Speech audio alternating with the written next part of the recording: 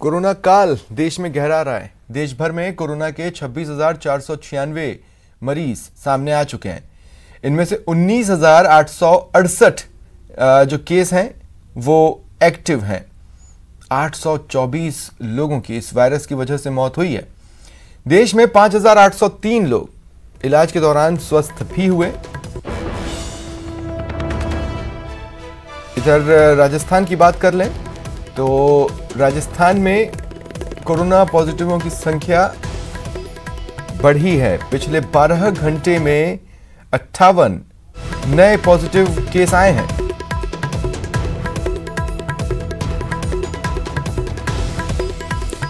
इधर महाराष्ट्र में सबसे ज्यादा केस आए हैं। 7,628 मरीज महाराष्ट्र में मिले हैं। दिल्ली में 2,625 मरीज मिले हैं और गुजरात में ये आंकड़ा 3,071 है।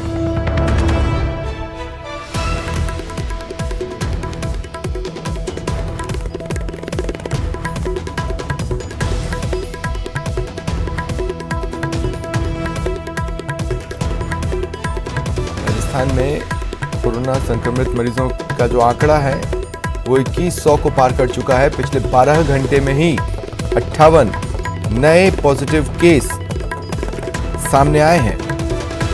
35 लोगों की अब तक कोरोना की वजह से प्रदेश में मौत हुई है। 513 ऐसे पॉजिटिव मरीज रहे जिनकी रिपोर्ट अब नेगेटिव आ चुकी है। 244 लोगों को डिस्चार्ज भी किया गया है। और चलिए मैप पर दिखाते हैं प्रदेश में कहां कहां कितने केस हैं। 2,141 केसेस में से 35 लोगों की मौत हुई है। 244 लोग डिस्चार्ज हुए हैं।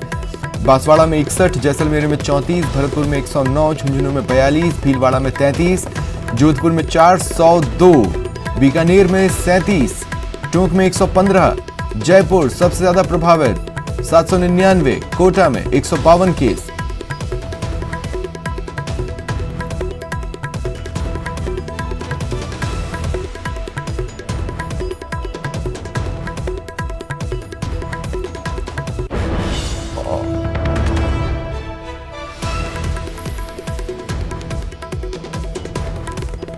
और इस वक्त मेरे 3 सहयोगी मेरे साथ जुड़ रहे हैं। जयपुर से सुधीर शर्मा, जोधपुर से ललित सिंह और कोटा से शाकिर अली इस वक्त मेरे साथ जुड़ रहे हैं। सबसे पहले सुधीर, मैं आपके पास आ रहा हूं क्योंकि राजधानी की हलचलें अब राजस्थान का फेट या किस्मत डिसाइड कर रही हैं। क्या नया है इस वक्त? देखिए, नया इस वक्त है कि सरकार ने लॉकडाउन 2 के अंदर कुछ रियायतें देने की जो घोषणा की है, जिस संबंध में आदेश प्रसारित हो रहे हैं। तो अब कुछ जनजीवन कुछ पटरी पर लौटेगा, लेकिन उतना नहीं जितना होना चाहिए। कुछ जगह छूट दी गई है। जिस तरह से नगर निगम की सीमा है उसके अंदर अब औद्योगिक इकाइयाँ शुरू हो चुकेगी, लेकिन ये सब तब होगा जबकि नियमों की पूरी तरह से पालना की जाएगी। उन मालिकों को ये निर्देश दिए गए हैं कि तमाम जो दिशा निर्देश हैं उनकी पालना करवाई जाए। इस पूरे संबंध को समझने के लिए 3 भागों में इस तरह से बांट सकते हैं कि एक वो एरिया जो हॉट स्पॉट एरिया है, एक कर्फ्यूग्रस्त एरिया है, एक जो टाउन है जहां पर अभी तक कोरोना की पहुंच नहीं पहुंची है वो एरिया है, एक ग्रामीण क्षेत्र का। इन तीनों को देखते हुए राज्य सरकार ने जो निर्णय किया है, जो दिशा निर्देश जारी करे हैं, ग्रामीण क्षेत्रों में दुकानें खुलेगी पूरी तरह से, उनको निर्देशित किया जा चुका है। लेकिन जो हॉट स्पॉट एरिया है जहां पर कर्फ्यू लगा हुआ है वहां पर किसी तरह से व्यापारिक गतिविधियों पर रोक रहेगी। तो पूरी तरह से अभी ये कह सकते हैं कि पूरी तरह से सरकार इस मामले में सावचेत होकर कदम उठा रही है ताकि किसी तरह से कोई गड़बड़ नहीं हो। क्योंकि ये देखने में आया कि एक कोरोना संक्रमित कितने लोगों को संक्रमित कर सकता है, उसको रोकते हुए किस तरह से व्यापारिक गतिविधियां शुरू की जाए वो काम सरकार कर रही है और उसी के तहत ये दिशा निर्देश निकाले गए हैं। अब 3 तारीख तक, क्योंकि अब 5 से 6 दिन में ये देखा जाएगा कि ये जो व्यापारिक गतिविधियां शुरू हुई है वो अगर फेवरेबल रहती है तो उसको फिर आगे बढ़ाने की कोशिश की जाएगी, वरना फिर आगे की स्थिति का आकलन करके आगे सरकार दिशा निर्देश और जारी कर सकती है। जी ठीक है सुधीर। सहयोगी शाकिर का मैं रुख करूंगा और मैं अपने दर्शकों को ये बताना चाहता हूं कि मेरे सहयोगी शाकिर जो कि कोटा से जुड़ रहे हैं, आप देख सकते हैं अब उनका चेहरा भी लगभग न के बराबर नजर आ रहा है। तो घर के बाहर अगर बहुत जरूरी हो निकलें तो क्या सावधानियां बरतनी है ये आप शाकिर को देखकर समझ सकते हैं। शाकिर, क्या अपडेट्स हैं कोटा से?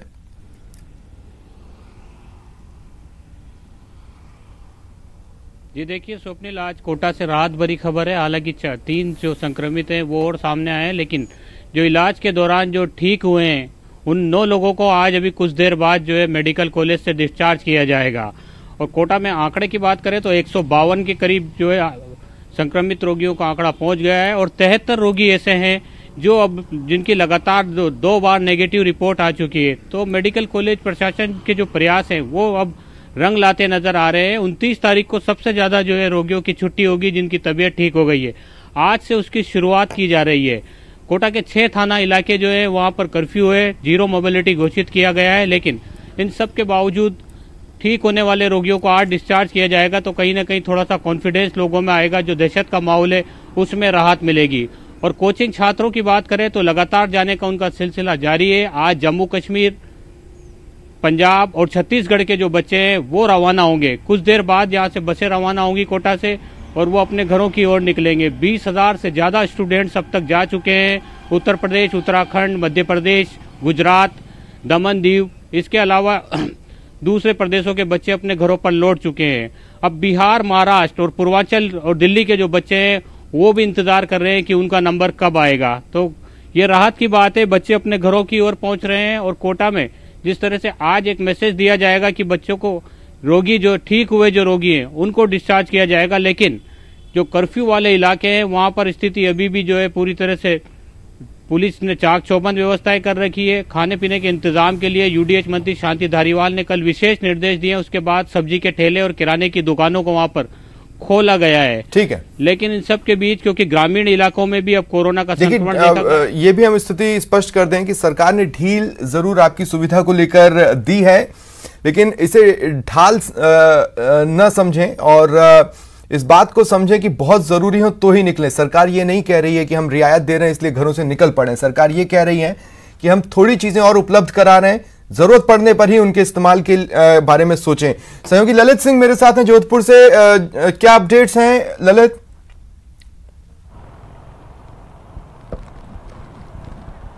देखिए स्वप्निल, हालात जोधपुर में बद से बदतर होते जा रहे हैं। कल रात से लेकर सुबह तक 3 मरीजों की मौत हो चुकी है कोरोना संक्रमण से लेकर, और साथ ही 9 मरीज और पॉजिटिव आए हैं। तो आंकड़े और जिस तरह से मौत का सिलसिला शुरू हुआ है वो कहीं ना कहीं शहर में चिंता का माहौल पैदा कर रहा है। हालांकि लगातार जो जांच प्रक्रिया है वो बहुत तेजी से चल रही है। जो डार्क जोन है वहाँ पे लगातार सर्वे की जा रहा है, स्क्रीनिंग की जा रही है, और यही कारण है कि लगातार आंकड़े सामने आ रहे हैं। शहर में अब तक 350 का आंकड़ा पहुंच चुका है। 351 लोगों में कोरोना का संक्रमण पुष्टि हो चुकी है, साथ ही 5 लोगों की मौत हो चुकी है। लेकिन दूसरी ओर एक राहत भरी खबर यह है कि कल 22 लोगों को जो है कोरोना से वो जीत गए हैं और उन्हें घर भेज दिया गया है। ये एक राहत भरी खबर है। साथ ही जो जांच का दायरा है, जो पहले एसएन मेडिकल कॉलेज और एम्स में ही जांच होती थी, अब डीएमआरसी सेंटर में भी जांच शुरू हो चुकी है। तो जांच का दायरा बढ़ चुका है और यही कारण है कि प्रशासन ने भी अब जांच की जो सिलसिला है वो बहुत तेज कर दिया है। हर इलाके में जो हॉटस्पॉट बने हैं वहां हर इलाके में स्क्रीनिंग शुरू कर दी है। लेकिन एक चिंता की बात और है कि 3 नए ऐसे इलाके आए हैं जहां पॉजिटिव पाए गए हैं, तो वो भी जो है चिंता का विषय है। यहाँ पे भी करीब 3 थानों में और कर्फ्यू लगाने की तैयारी की जा रही है और लगातार प्रशासन से लेकर पुलिस डटी हुई है। लेकिन कहीं ना कहीं जिस तरह से आंकड़े बढ़ रहे हैं वो एक शहर के लिए चिंता का विषय है। चलिए, शुक्रिया आप तीनों का मेरे साथ जुड़ने के लिए और तमाम बातचीत के लिए। वक्त एक ब्रेक का, ब्रेक के बाद दिखाएंगे लॉकडाउन में मोक्ष lock. Federation of resident doctors association ने केंद्र से आग्रह किया है। डॉक्टर्स ने केंद्रीय स्वास्थ्य मंत्रालय को एक लेटर लिखा है। होम क्वारंटीन में रहने के लिए सुविधा देने का रिक्वेस्ट रेजिडेंट डॉक्टर्स एसोसिएशन ने केंद्र से किया है कि होम क्वारंटीन में रहने के लिए जो जरूरी सुविधाएं हैं वो उन्हें दी जाए, मुहैया कराई जाए।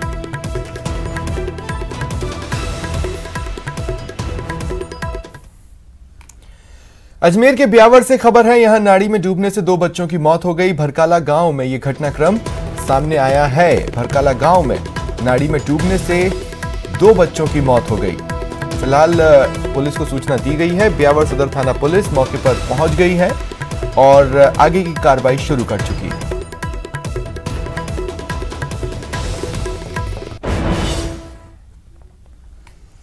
प्रवासी राजस्थानियों और प्रवासी मजदूरों को सीएम अशोक गहलोत ने बड़ी राहत दी है, जिसके तहत अब प्रवासी राजस्थानी और मजदूरों की घर वापसी होगी।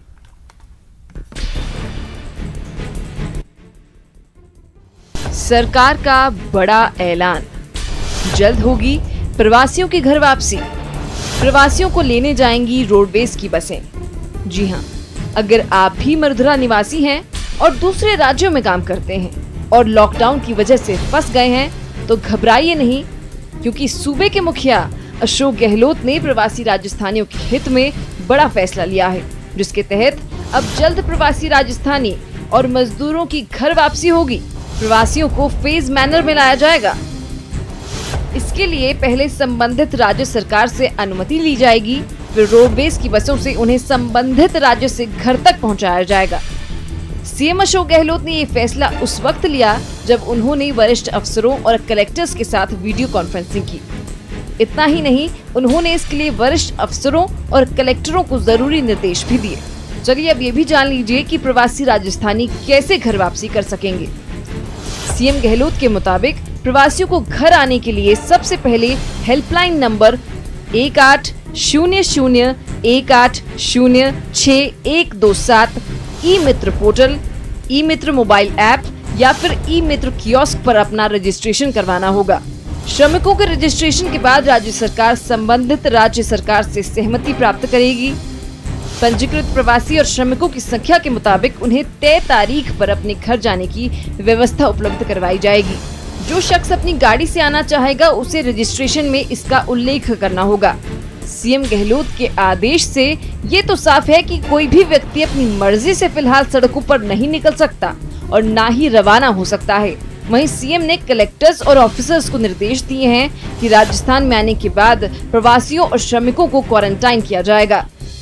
प्रवासियों और मजदूरों को लाने में सोशल डिस्टेंसिंग और स्वास्थ्य प्रोटोकॉल्स का पूरा ध्यान रखा जाए। वहीं चिकित्सा विभाग हर प्रवासी की स्वास्थ्य जांच गंभीरता के साथ करे। साफ है, पूरे देश में लॉकडाउन का दूसरा फेज चल रहा है, जिसकी वजह से कई लोग हैं जो दूसरे राज्यों में फंस गए हैं। ऐसे में राज्य सरकार की ये पहल इन प्रवासियों के चेहरे पर मुस्कान ला सकती है। जयपुर से न्यूज़ 18 राजस्थान के लिए गोवर्धन चौधरी की रिपोर्ट। अब बात उन लोगों की जिन्हें मरने के बाद भी मोक्ष नहीं मिला। मौत के बाद नहीं मिला मोक्ष, मुक्ति के लिए भी लंबा इंतजार।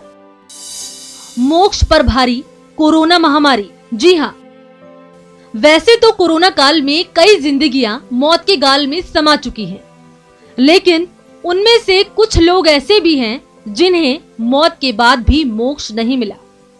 चौंकिए मत, हम जो कह रहे हैं बिल्कुल सच है। आपकी टीवी स्क्रीन पर जो मंजर दिख रहा है वो धौलपुर का है, जहां लॉकर में दिखाई दे रही अस्थियां मुक्ति का इंतजार कर रही हैं। दरअसल देश में कोरोना के बढ़ते मामले को देखते हुए लॉकडाउन का दौर चल रहा है, जिसकी वजह से कई चीजों पर पाबंदी लगी है।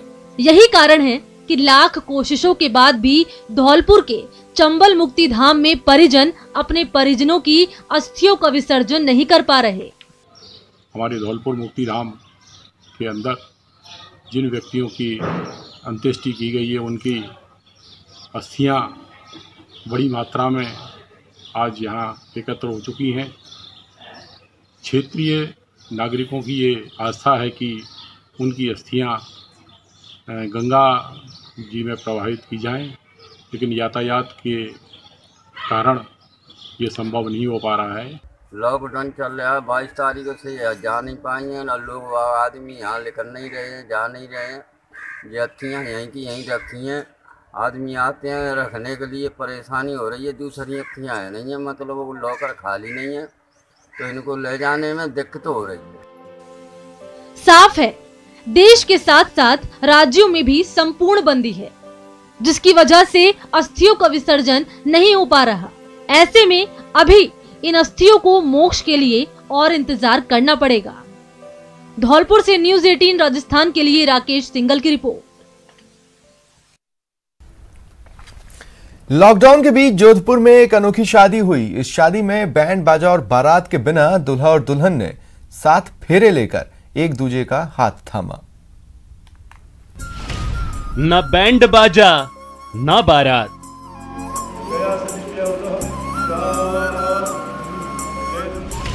7 फेरे हम तेरे।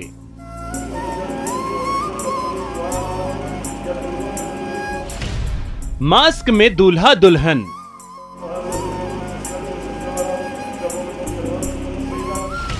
लॉकडाउन में अनोखी शादी।